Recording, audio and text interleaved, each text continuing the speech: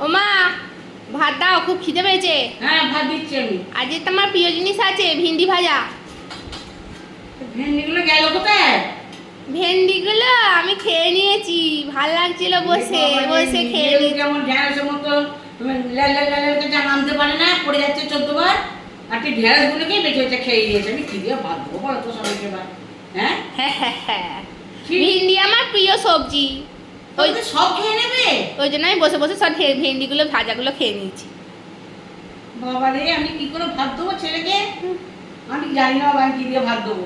সব ভেন্ডিগুলোকে বসে বসে খেয়ে নিয়েছে গো। হ্যাঁ, এ কি বউ নিয়ে এলাম গো আমি। হ্যাঁ ঘরে, হ্যাঁ হ্যাঁ যা রাখছি সব খেয়ে নিচ্ছে কেন এরকম করে?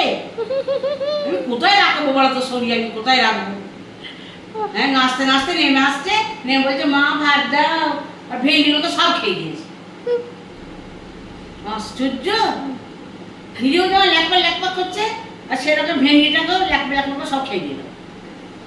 যে যেমন তার ঠিক সঙ্গেও ঠিক ভেন্ডিটা ঠিকই আছে।